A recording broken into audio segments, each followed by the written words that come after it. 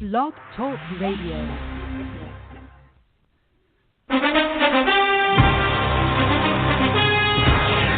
Thank you for tuning in to the NFL Pro Bowl. Unfortunately, the Pro Bowl has been preempted with this episode of Cinema Savants. We apologize for the convenience, but this will be a much more entertaining program.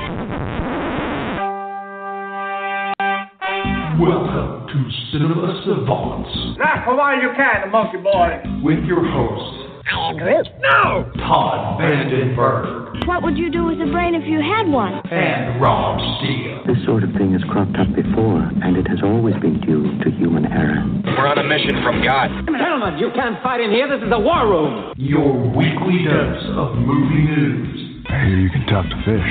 Movie reviews. What if I told you the reality you know is one of many? And the occasional TV news or rumor. What do you want me to do? Dress and drag and do the hula? And that's when I shot him, Your Honor. No, don't do that. Don't do that. If you shoot him, you'll just make him mad. Just keep swimming, just keep swimming. Are you suggesting coconuts migrate? And here we go. Yikes! And away! Oh my God, the quarterback is toast. Everyone signed? Yes. Good. On we go. Welcome to another episode of Cinema Savants, your weekly dose of what the hell is going on in the entertainment business. He's Todd Vandenberg, and I'm Tom Brady. And I think they should call a penalty because there's a linebacker in the same zip code as me. And I do want you to know, my balls are inflated just fine. They just don't work the same after the vasectomy. Anyway, on with the show. Todd may or may not be here. He's having speaker issues or microphone issues or microphonical speaker issues or something. I don't know. He's those darn Floridians. Who knows anymore? So I'm going to start off with something really odd. It's not news. It's just something to look for because this happened to me earlier this week, and it was just really weird.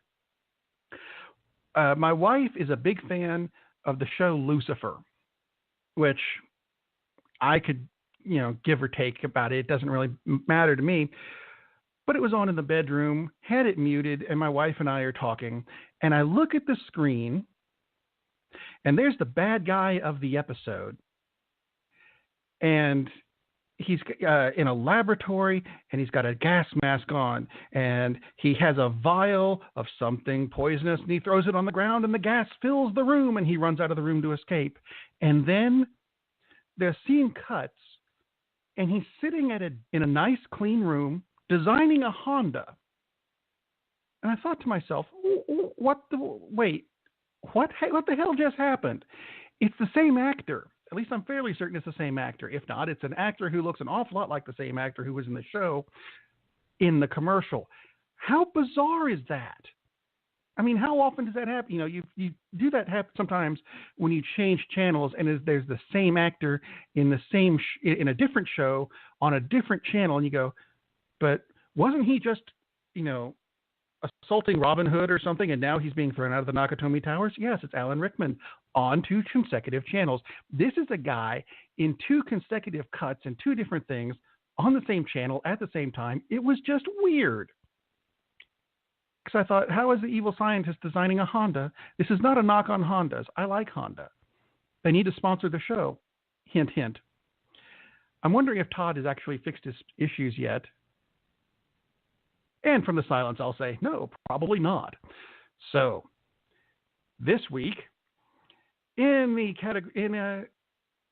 something we usually call the yes-no kinda section of the show, at least I call it that because I keep talking over Todd at the beginning of each show and doing it anyway, I've only got a no this week.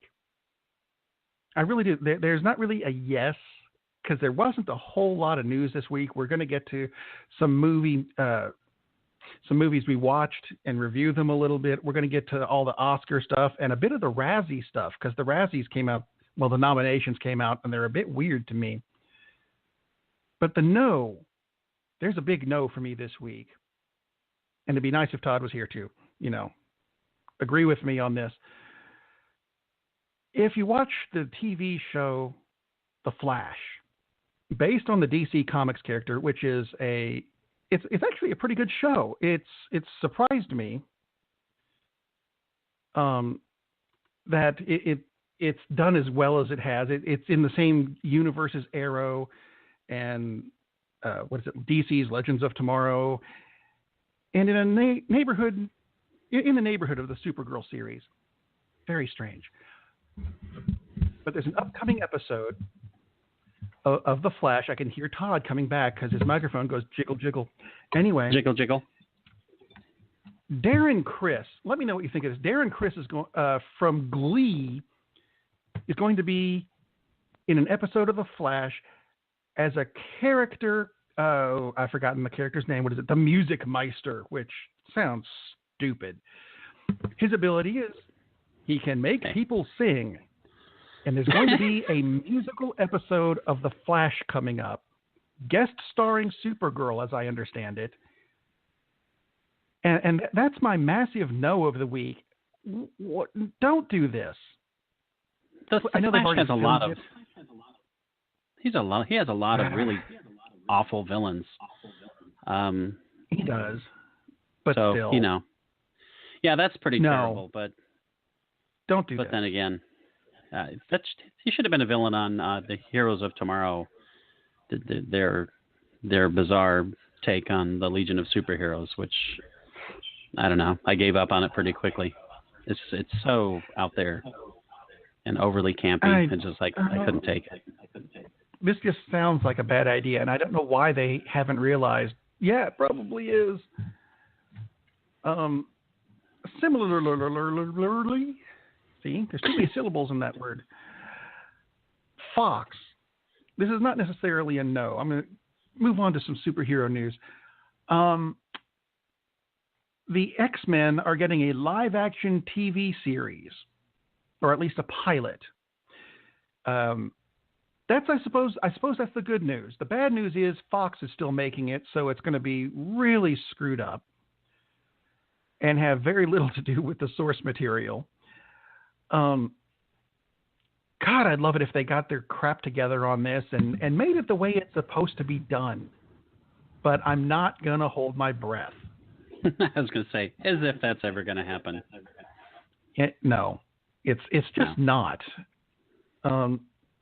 But in good Marvel news, let's see. I love how they're already described as relative unknowns, because I'm looking at pictures of them and have no idea who Noah Gray Cabby and Debbie Ryan are yet. Allegedly, they have been cast as Cloak and Dagger in the forthcoming Marvel TV series of the same name. Oh, awesome. The best I can tell you is, yeah, they kind of vaguely resemble the characters in the book, which, as a start, that's all I know about them. I'm just passing it along. It is a start. Let's see. What other news do we have from the superhero world? We have Doctor Strange, which comes out, Benedict Cumberbatch is a big heartthrob. So Doctor Strange will be available on digital download on Valentine's Day. Aww. But if you want to get her the hard copy, then get some Viagra. No, wrong. If you want to get her the hard copy disc, that's not going to come out until the 28th. And there was actually news that came out today on Doctor Strange 2, which says they don't have plans to make it yet, but they've got ideas. Currently, there's a ton of Marvel movies coming out anyway, between Black Panther, 2 Avengers movies, Ant-Man and Wasp, Guardians of the Galaxy 2, at least one Spider-Man movie, a new Thor movie. So they're kind of tied up at least through 2020. Marvel movies already scheduled. So Doctor Strange 2, we know he's going to be in Ragnarok and probably in the Avengers movies. But, no sequel planned as of yet. But there is also good news. The Dacia Sandero is, that's the wrong show. The something we had last week, the short list of people to play Hal Jordan in the Green Lantern movie. Yes, I switched to DC. You'll catch up. Someone we decided unanimously who should not be the Green Lantern was Armie Hammer. Armie Hammer, yeah. Armie Hammer came out this week and said, "No, I'm not doing it." Thank God. Ta-da! Good news. Yeah, well, there's a chance that they won't kill it again. Well, it's a start. I honestly expect a Green Lantern of some kind to show up in the Justice League movie. It'd be really weird if one didn't. I want it to be John Stewart. That's my thinking. I want it to be John Stewart. And for people who don't know the Green Lantern mythos, we are not referring to the John Stewart who was on the Daily Show. Yes, I am. That would be the worst Green Lantern ever. Like, I don't picture John. Well, anyway, we're not referring to the comic / false news caster with a conscience. So, although it was deliberately false news and he told you it was fake news, but anyway, yes, John Stewart has in. Oh, you're gonna make me say it. Fine. Fine. He's the black guy. He's the black guy. I only use that descriptor because the other, well, actually, there's 4 now. 3 white guys, a black guy, and 1 from the Middle East, which I think is a nifty twist. Hell, there's one that's a planet, so, there's all kinds of Green Lanterns. John Stewart's awesome. I'm just talking about the planet. Are you kidding? How about Chip? Do you know Chip?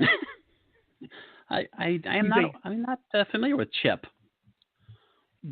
CH''P. He is a Green Lantern who is a squirrel. That's nice. Not making that up either. Hey, Marvel can have Squirrel it's Girl. Not a ripoff of Rocket Raccoon. So, different thing altogether. Totally different. Although I think they were actually created about the same time, which is weird. Very odd. I do have some more DC news later because I actually got to see Justice League Dark this week, which we'll get to later in reviews. What other news bits do I have? I have Star Wars news bit. They released the title of Episode 8. It's going to be called The Last Jedi, which makes me wonder what Episode 9 is going to be called. Yeah. Because that dude's dead. Maybe that's the Episode 9 title. I don't know. Yeah, or maybe Star Wars. He's dead, Jim. Oh wait. The ultimate crossover. They did release a picture this week of the guy who makes the crawl at the beginning of the movie. Where all the text flies off into the background, and all it showed was Episode 8, The Last Jedi. And that's it. That's all they released. Here's the picture of a guy making it. I'm like, well, he already showed us things that we already knew. Why did you bother to release this? That's just useless. Hey, look, we released something today. News. And stop that. It's stupid. Meanwhile, speaking of stupid, switching over to Star Trek. There was an article I read this week. I don't know if you saw my postings on Facebook on this. The article on Facebook this week that said about stars on Star Trek that you didn't know were on Star Trek. Yes, I did see that. Oh my God. This list included, holy crap, Whoopi Goldberg and Kate Mulgrew. Son of a bitch. Yeah. Have you not watched the show? Whoopi Goldberg was an instrumental character for like 4 or 5 seasons on Next Generation, and Kate Mulgrew was the main friggin' character in Voyager. Hello. Yeah. Now there were a couple people on the list that I can see a number of people not knowing about. Although I did know Mick Fleetwood played the big fish in season 2 of Next Generation. Because I'm a Trekkie, I know that kind of thing. My one thing was, and I mean no offense to him, I did not realize Terry O'Quinn was big enough to make this list. I knew he was in the show. I didn't realize he was I've seen him in a ton of stuff. Well, they needed 15 names. I mean, and they started off with Whoopi, so he's not quite William Shallert level of being in absolutely every freaking show ever. But yeah, Terry O'Quinn. Oh yeah, he's the guy from Lost in this part, and he was in the X-Files as this, and he was in this as that, and the other and stuff. I'm sorry, I didn't realize he was big enough to be recognized from the episode The Pegasus, which I remember with the funky cloaking device that phases through asteroids unless it gets in one and then it stops working and everybody dies, which kind of sucks, I would think, for people on the ship. I don't know what category this next thing falls into. I was thinking about putting it in the yes, kind of, no category, but I'm not real sure because there's very little information about it. I want to get your opinion because you've probably seen the original, whereas I remember the trailer. They're remaking the, let's see, it's called here the iconic 1978 Clint Eastwood comedy, Every Which Way But Loose. Oh, God. Okay. How would that even work today? Would it? I just want to know who's playing Clyde, man. Clyde. Let's see. Clyde would be the orangutan that drove around with Clint Eastwood, right? Yeah, exactly. Very good. It won't be William Shallert, that's for sure. Could be, maybe. Which, by the way, some of our listeners may not know the name William Shallert, but I thought I would look up to see how many. He has 381 credits as an actor. 381. Oh. I don't remember which year it was, but there was 1 year where it was like a season of TV shows where he appeared on every show on every network for that year. I don't doubt it. I mean, you go through all the shows that were on NBC, Monday, Tuesday, Wednesday, Thursday, Friday. He was on them. Then he went to CBS and did the same thing, and ABC and did the same thing. His first two movies I don't recall, but his third movie, he was in Mighty Joe Young, which came out in 1949, which is one of my favorite movies. He was in an episode of Two Broke Girls, for Christ's sake. Holy cow, really? Yes. I mean, seriously, dude. That's his last credit. I mean, that's a stretch. Holy crap. And I was not aware of that, but he was on every freaking show on every network one year. Oh, my God. Yeah, he was, I want to say it was like 66 or 67. Something like that. I just watched In the Heat of the Night 2 nights ago, and he's in that. Of course he is. So, Well, I mean, we got there through Star Trek. He was in the Tribbles episode twice because they remade it on S9. That's right. Oh, my God. Yeah, he was in. I didn't even realize he was in True Blood. So, yeah, he's been in everything pretty much. Yes. Desperate Housewives. I don't see him as being in Desperate Housewives. But he okay. was a Desperate Housewife. No. Sorry.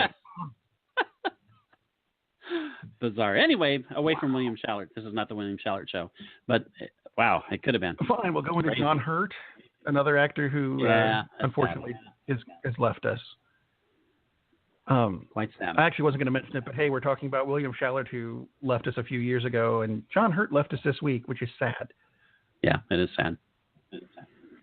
And so moving on, least, he got some time on Earth, unlike some people. So, which is good.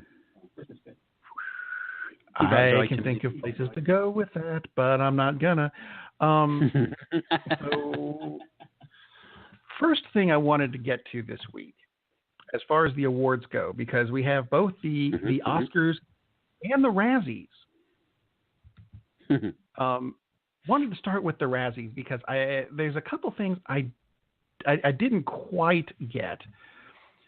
I understand a lot of people did not like Batman versus Superman. Fine. You want to give it a Razzie? You know what? Fine.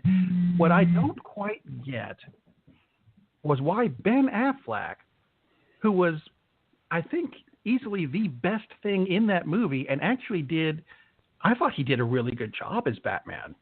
I did too. Why he's getting a thing for worst actor? Because whereas Amy Adams is not nominated for Lois, and she did some stupid crap in that movie. Yeah. Because it's kind of a trendy I mean, you know how the Razzies are. Sometimes they just go with a trendy thing because, people are saying how he sucks, so they do it, and it's... Affleck was one of the few good bright spots in that movie. He did a very good job. Yeah. And Adams was kind of... A lot of it was the way the character was written. But still, she wasn't particularly interesting as Lois Lane in that movie. And she's a great actress. I mean, she didn't get nominated for Arrival. But she should have been. I thought she did. Or maybe she did. Let me see. I don't think she was, but let's go back anyway. We'll get to that soon. Well, we'll get to that in a minute. Suicide Squad, widely regarded as a crap movie, not on the list anywhere. Although it was nominated for an Oscar for like best hairstyling or something, which makes very little sense to me. Wanted to ask you what your opinion is on this, because in the worst actress category, I'm going to read these off. Now, pay attention to this and see which one doesn't belong. Megan Fox for the Ninja Turtles movie, Julia Roberts for Mother's Day, Becky Turner for the Hillary Clinton movie, Naomi Watts for the Divergent movie, Shailene Woodley, again for the Divergent series, and Tyler Perry for Medea's Halloween movie. Okay. That's kind of interesting. Now, for those of you who haven't really caught on, Tyler Perry's a dude. Now, this makes me curious. If he wins the worst actress category, are there going to be women's groups that call up and complain that, hey, you gave the worst woman award to a guy? Which way would they go with that? It's just kind of, makes me think a little bit. Yeah, I mean, but the Razzies are just so... I mean, that's almost... I would think that's almost an in-joke that they did that, because it's kind of like, who cares? I mean, they're fun to talk about, but... Yeah, no one pays a whole lot of attention to them. And some people actually kind of celebrate if they get a Razzie, because they think if they go with it, and they think, oh, man, that's actually kind of cool, because I know I wasn't a piece of crap, so I'm just going to go with the flow. So, but that is pretty bizarre to nominate a guy for worst actress. So I was just looking through it. Tyler Perry for what? Kind of weird. What? Make it for that for the show. As in really weird. So, meanwhile, let's flip it to the ones I'm sure you know better than I do. The Oscars. The Oscars. Where actually, you mentioned Arrival. Arrival is returning to theaters because of the Oscar buzz, but it's not being called Re-Arrival or Return or anything. It's still called Arrival. Kind of like Fences hasn't changed its name to Hidden Figures or anything. Or whatever. They should just go with a mashup and just release Hidden Fences. Just say, okay, fine, whatever. There you go. You know, why not? I mean, just go with the flow. I mean, a couple people can't figure out those were two completely different movies, so we'll just make it one and make everybody happy.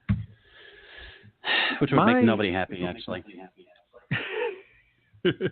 My one question for the Oscars, and I know you're going to have a lot more on this than I do. There's a category called Best Makeup and Hairstyling. And there's only 3 nominees in it. One is called A Man Called Ove, which I've never even heard of, so I can't say anything about that. Same here. One is called I said same here. One is called... Yeah, I haven't missed that entirely. One is called Star Trek Beyond. That makes sense. There was a lot of makeup in that movie. I don't know so much about the hairstyling. The third one nominated in that category is The Suicide Squad. Yeah, I don't. Apart from Harley Quinn's blue and pink tips, I can't remember a whole lot of either makeup or hairstyling going on in that movie. Yeah, I'm not sure what the deal is with that. That just seems rather odd. I don't know. Maybe it's one of these things where, wow, don't recall offhand who produced it. I mean, other than the hack. But maybe they just wanted to throw Warner's a bone and say, okay, we'll give you a nomination for this one. So you can say, oh, look, it's the Oscar nominated. That hurts to say.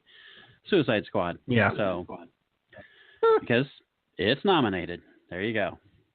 God knows why. Yeah. Because, I mean, it's there, but I mean, whatever. Like, jeez. I just work here. I don't make the stuff up. Pretty I only strange. pass it along. So of the did you want to go through categories and see who should win what?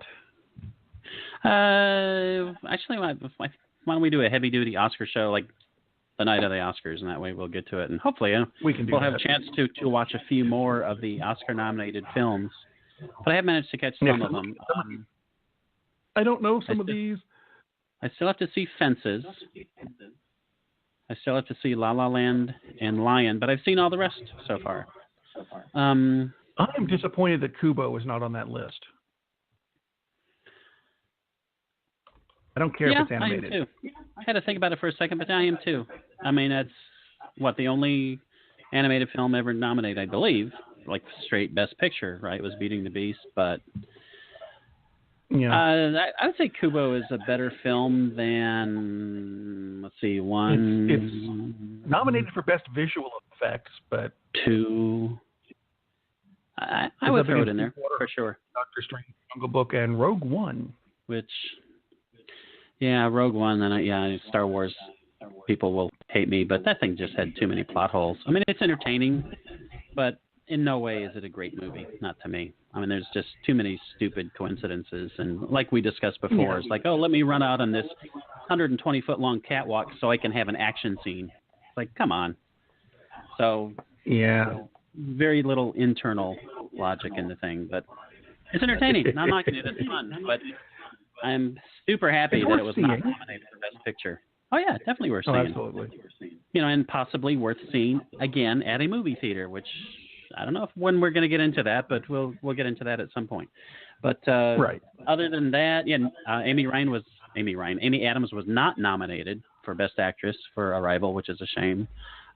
She should have been, but I have not seen any of the other performances, so maybe all 5 of those were better. But as many actors have said, unless they're playing the same role, it's really hard to say this is a better acting performance than that. So, and I get that. Right.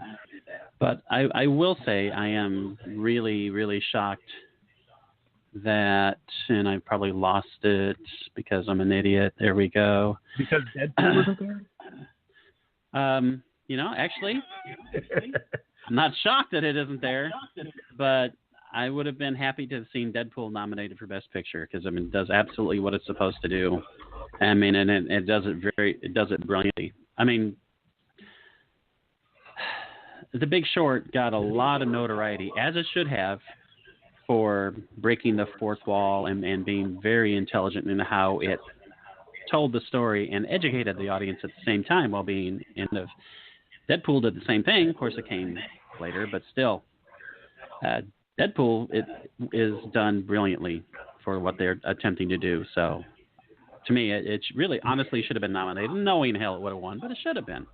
The actress I have seen who really, really should have been nominated is Taraji Henson in Hidden Figures. She is freaking amazing in that.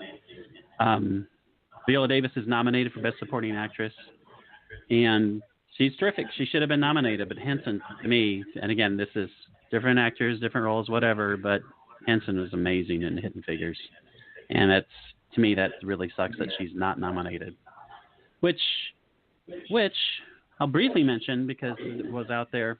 This is definitely not the year of Oscars So White, since 6 African-American, and in some cases perhaps not African-American, but let's just say black actors have been nominated. And from the performances that I have seen, it's not we better nominate some people or we'll be in trouble again kind of thing. I mean, it's all excellent performances. But how Henson wasn't nominated just surprises me because she's awesome in Hidden Figures, which is a great movie. I would have thought that she would be there, and I didn't even notice it until you had mentioned it, and I went, you're right, she's not there. Yeah. So, but sad. So, what movies did we want to go through this week? Let's go through 1,000 movies. Okay. Let's not go through 1,000 movies. Start? Sure.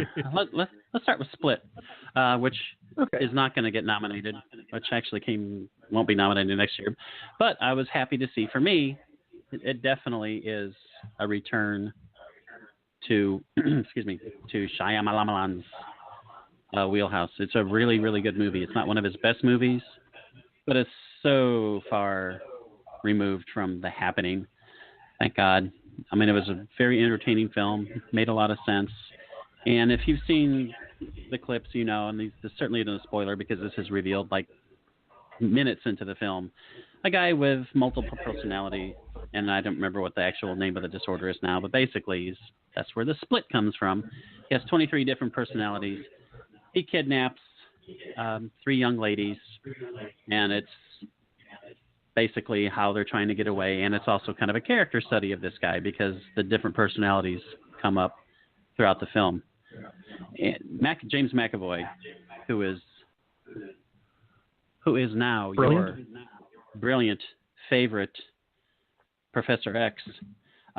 Speaking of Deadpool, when they told him he was going to meet Professor Xavier, he asked McAvoy or Stewart, which, again, another just awesome line. But, yeah, he's awesome in this movie. That worked.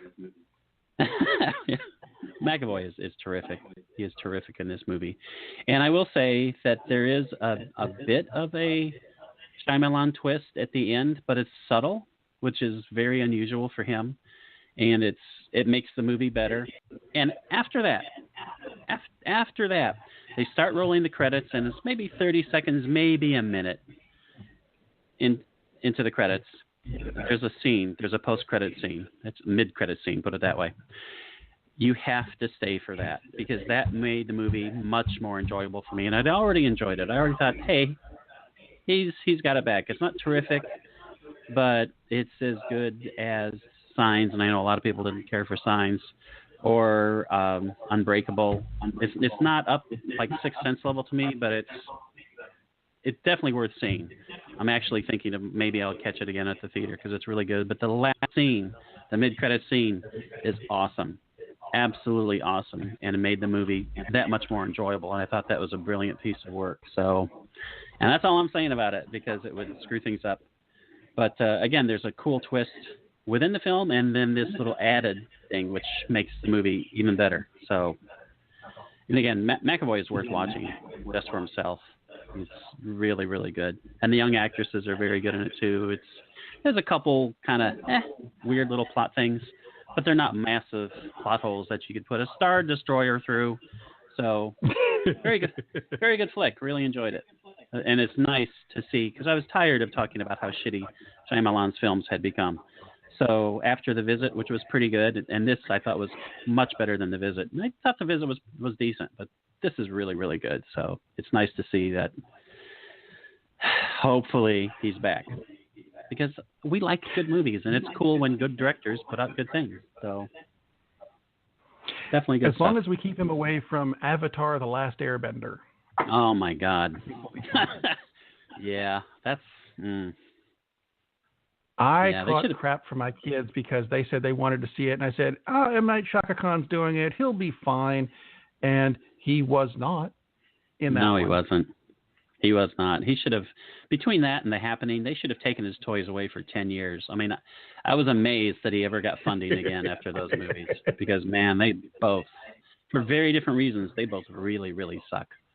So it's amazing that the guy bounced back and has made a decent movie. I mean, I know a lot of people who thought The Visit was great and what I think is a really, really good movie. So good for him.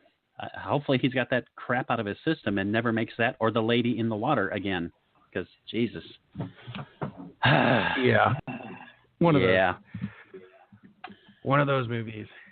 One of those You know what we have that we don't get very often on this show right now? We have a Ted. We love Ted. We don't get Teds very often on this show. Teds pop up occasionally. Talking Teds with David Byrne and the other people. Talking Ted. Talking Ted. That's pretty sweet. Right now he's a laughing Ted, but he'll be a talking Ted momentarily once he catches up with the rest of us. Hi, Ted. Here. Hey, guys. How you doing? You guys mentioned Ted Pool, so I decided to call in for some reason. The only thing that could have made that better. The only thing that could have made it better. Oh, my goodness. Hey, I've been listening to a great show as I drive to my show right now. What have you been listening to? I've been listening to you and the other guy, Mr. Steele. Tom Brady. Remington Steele. Oh, my goodness. I was going to say, what was that movie that Shaq was in? Steele? No, that was Kazam. Listen. No, he was in both. Oh, he was in both. Okay. Hey, He was in both. Just a couple things. We need to do some housekeeping. And I've been listening, and I wanted to let you know. It is Hidden Fences because it's Denzel, Viola Davis, and Taraji. Well, let's put it this way. We got 6 nominations this year. We can't complain about anything.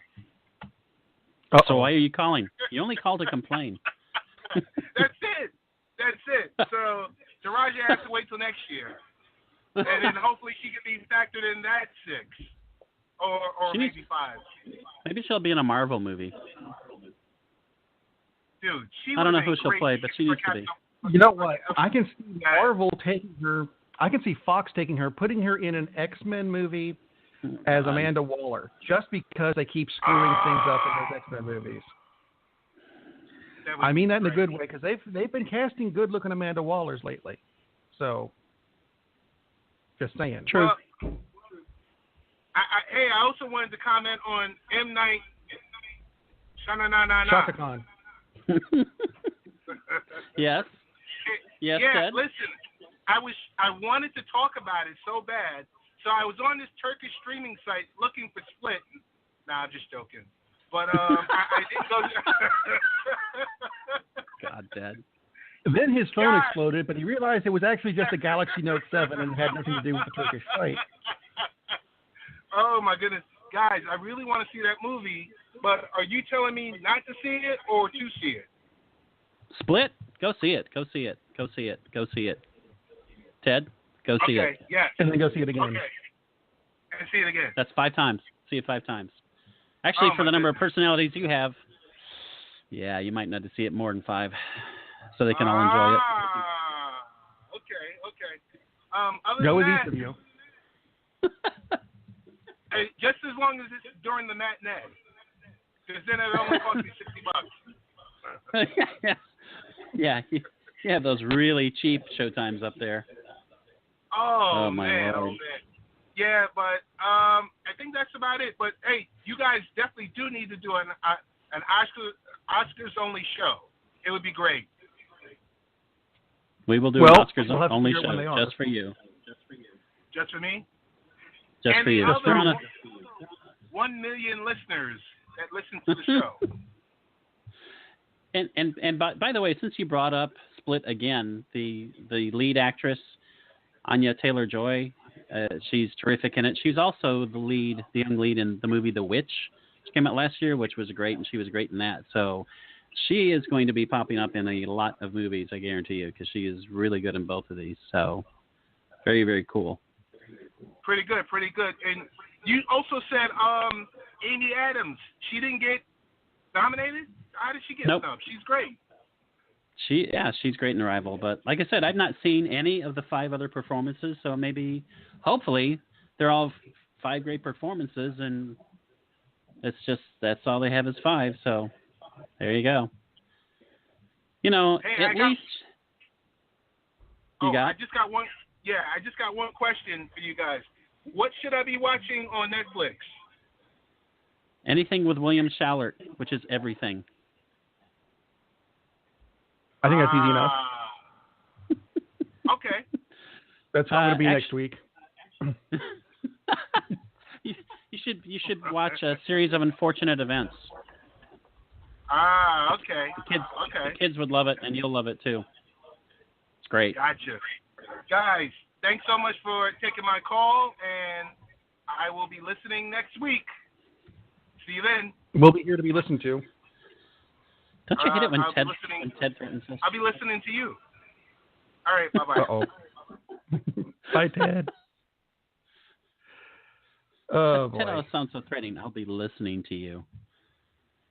I'll be listening to you. Yeah, it's a little bit. I guess let's wrap up the Oscar stuff. Kubo and the Two Strings nominated for Best Animated Feature Film. Moana. Two films I haven't even heard of. Sorry, My Life as a Zucchini and The Red Turtle, and then closing out was Zootopia. So, Zootopia. The Red Turtle was awesome. is a Ghibli movie, but it's not Hayao Miyazaki, and it's supposed to be silent. I've been kind of on the verge of kind of maybe wanting to thinking about seeing it, but haven't gotten around to it. Interesting. I will.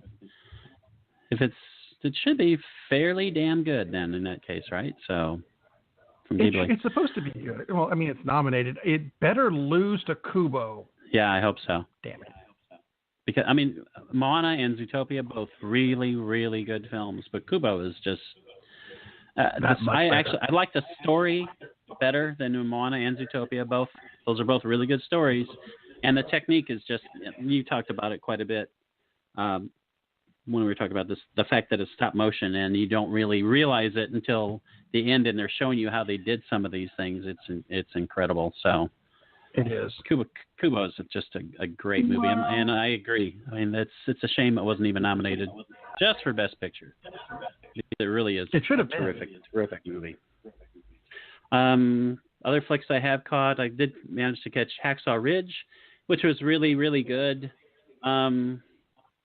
Unusual for a Mel Gibson film. There isn't a basic crucifixion torture scene like there are in almost all of his movies, which if you think about it, he's always the guy that suffers all the way back through Lethal Weapon and all of them. You know, he always has some weird torture porn scene because he thinks that that's part of it, which is why his Jesus film was such a torture porn fest, which was like, geez, dude, really? But there is a lot of blood because, after all, it is a war film. Really good movie, but it didn't stand out for me the way Saving Private Ryan did. Again, not mocking it. I don't know if I would say it's one of the 10 best films last year. Actually, I will say right now, it's not one of the 9 best films last year because that's how many were nominated for Best Picture. It's not like, oh, that's a travesty. It was nothing like that, but I wouldn't say it was one of the top films last year.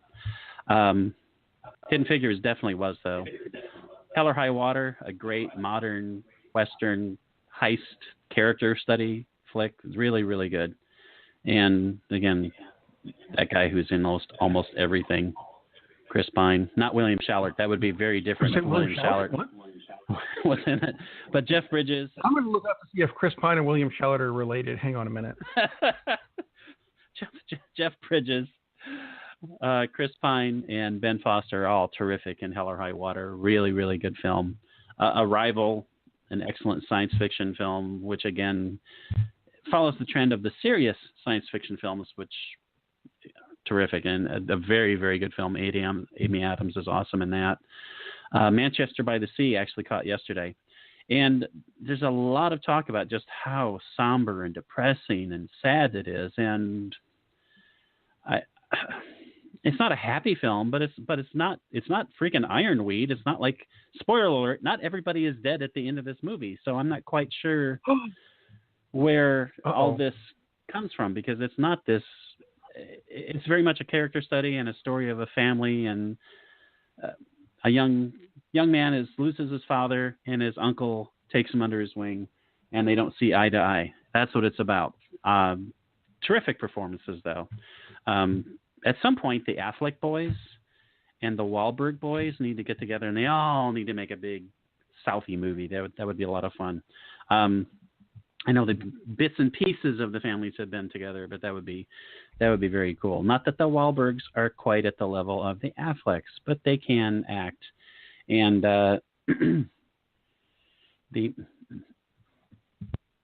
excuse me, as I cough and try not to cough into the microphone.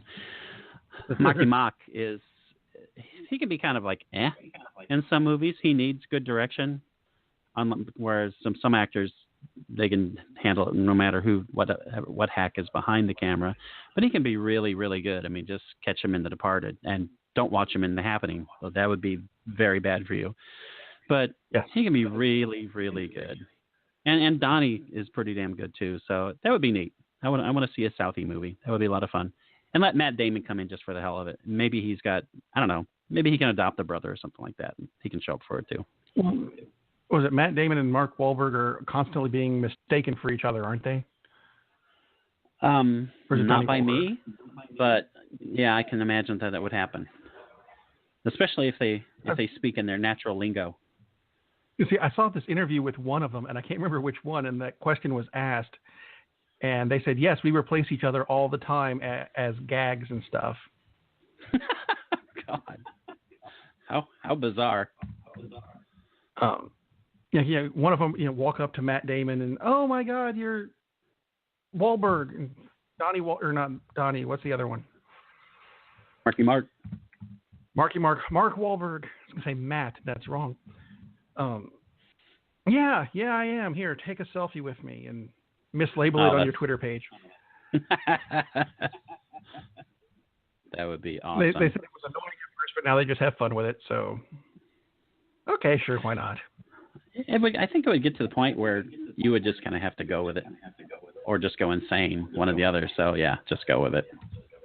That would be much more comfortable, I would think. I would think so. I would think so as well. So, okay. I mentioned a movie earlier in the show that I'm going to get out the review of real quick before we get sidetracked again. And that would be Justice League Dark. It's not in theaters. It has come to your home as a streaming movie or as a DVD, however you want to get it. I'm going to phrase it like this. The DC animated movies, I think, are excellent. For the most part, there are a couple of, the Batman Unlimited series, which did not need to be made, but they're made for kids, so that's fine. These are the main connected movies. Justice League Dark delved into the magic side of the DC universe. So Superman, not really he's in it, but briefly. Basically, it follows Batman, who goes and gets the magic characters in the DC universe, like Constantine. Now, Constantine is probably the main character of this movie, and if you saw the Constantine TV series, not the movie with Keanu and Shia LaBeouf, the TV series, Matt Ryan played him in both the TV series and voiced him in this animated movie, so it helped a lot. This is a Constantine episode, guest star with just lots of guest stars like Batman. It has a fairly good plot twist about 2/3 of the way in the movie, and you go, "Oh, wait, we should have turned left back in Albuquerque." There are other things that I can spoil. There's 3 main spoilers in the movie, and I'm not going to tell you what they are. So there, it's a thing that people should go see. But just because it's an animated movie, people kind of go, oh, it'll be like Bugs Bunny or The Simpsons. No, this is actually R-rated. Yes, it is. It is the first animated R-rated movie from DC, although I'm not really sure why. It might be the magic. I don't know. But there was some blood spilt in it. That's fine. There was blood spilled in their other movies. There were no beheadings. Somebody did use the S word once, and there was a monster made of that particular S word that showed up, and maybe that was it. That was or funny. maybe when they stabbed the horse in the medieval reenactment scene. That's all I can think of. But there's I saw it too, and I mean, they definitely did a few things in the film so that they could get an R rating, which didn't add anything to it. I think they just wanted to try it out since Deadpool was extremely successful and was R rated, and they thought, well, how far can we push it? And it didn't really make sense for this particular plot line. I mean, there was no need for it. I'm not complaining at all because it didn't detract from it at all. And maybe just the fact that one particular demon was made of the S word. And maybe that was the reason. And that whole segment could have been taken out of the film and it wouldn't really have changed it. But it was cool and it really worked. And if that's what caused the R rating, then I'm glad they did that, because if that's what it took to accept that rating, to put that sequence in, it was worth it, because it's a very cool sequence and it's partly funny and partly terrifying, and it's really good. It was very good. And yeah, definitely, it's basically a Constantine story, and it really does help to have the actor play that. And I was kind of interested that Batman tagged along for the whole thing, and I guess it makes sense. Well, it definitely makes sense as far as viewership, because it would be hard to pin your sales for your first R-rated film on a bunch of characters that maybe the general populace isn't as familiar with. But if you keep Batman in it, like, you're guaranteeing probably 5 times as many sales. People might know Constantine. I don't think people really know who Zatanna are, or Etrigan, or Deadman.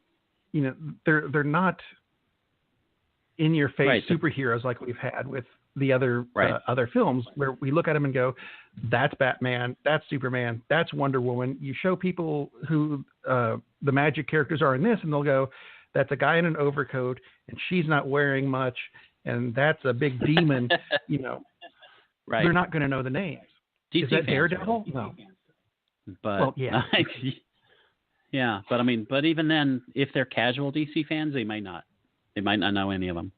So it makes perfect sense to have Batman in there, and plus he's kind of the foil for Constantine. Not kind of, he is, and his little grumpy, his literally many of his lines are just simple grunts, which works really well. I mean, Batman in several ways is the comic relief in this, which seems really odd, but that's basically what he is. That were hanging outside of Dude's apartment. Yes. I rewound that like 3 or 4 times, because that scene, I think that scene by itself is almost worth watching this movie. Yeah. I'm not going to spoil it anymore. No. It takes place in like the first 20 minutes of the movie. Watch it and you'll go, "I see what you're saying," and that was awesome. Because it was. It's very, very good. It is. I'm still on the fence of whether I want to buy it. I did, because I got all the other ones anyway. Well, there you go. So I rented it. And I still, even though I've spent that, I may go ahead and buy it, because it's really, really good. It is. I was happily surprised, because, again, these are really different characters that they typically haven't tackled in the DC animated. Well, they tackled them back in the days of Justice League Unlimited, because they're all in that. But for the movies, this is different, and it's a very different move, and it's definitely worth watching. And it's a good plot, very good plot, good villains, and again, the voice acting is terrific. It's not my favorite DC animated flick. That's probably still Flashpoint Paradox or maybe Doom, but it's very, very good. Doom definitely worth.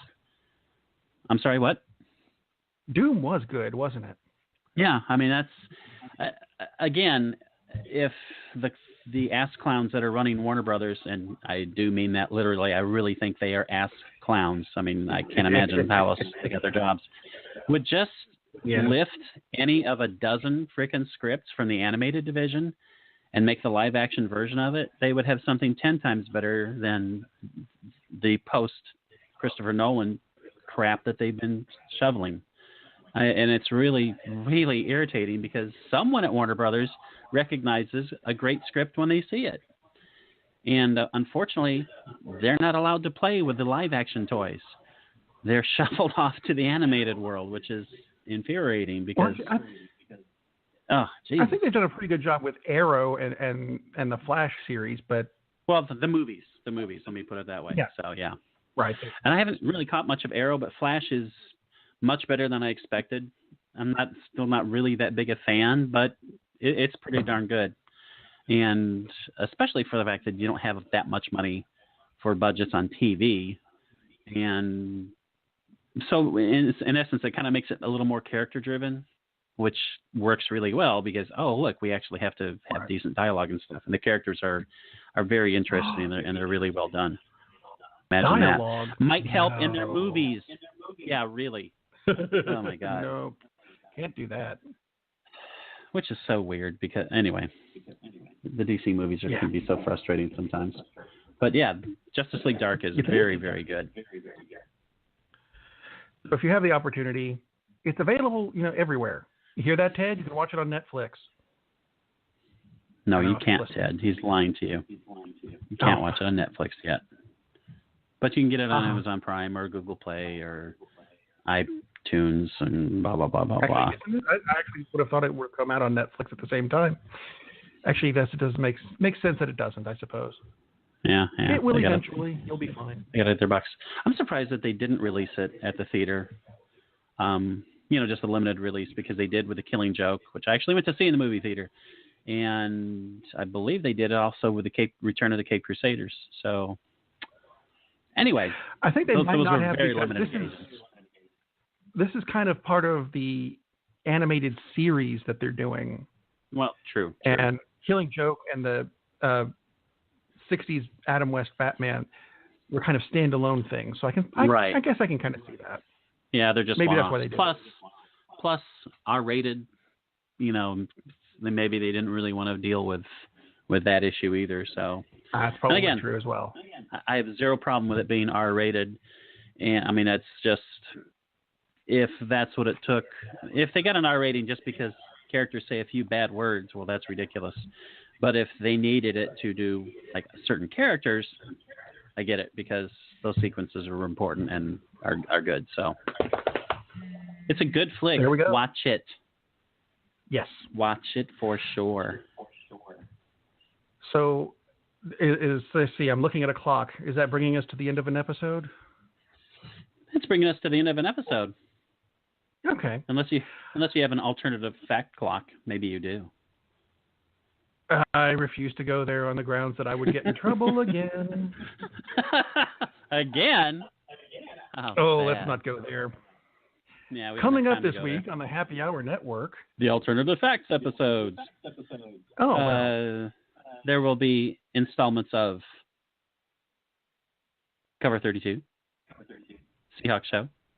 There will be installments of Late Night Parents.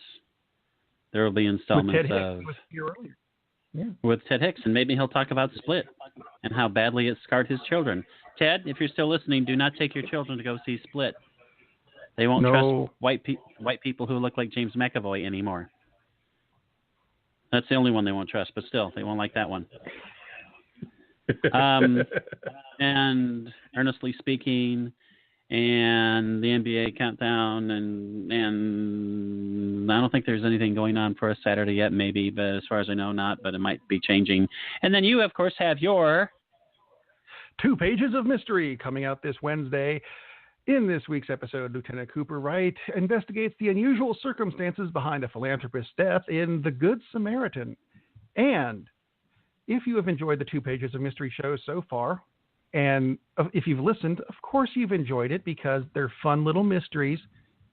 If you've enjoyed them, go to Amazon or Barnes & Noble or Books A Million even and get the book. The book came out this past week. It's got of the first 25 episodes, 23 of them are in this book. And it explains why the other 2 weren't there. Haha. I would tell you the price, but it varies from store to store.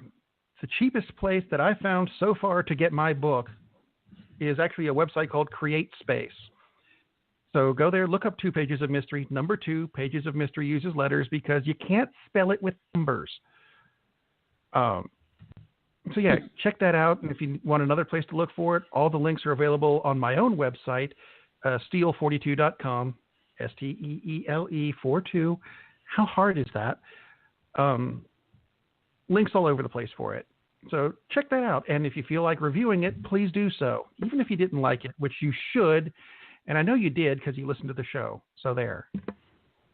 Shut up. So there. And yes, it is available on Amazon. And if you have Prime, it's $8.99. And then with Prime, no shipping. So there you go. And I have mine on order.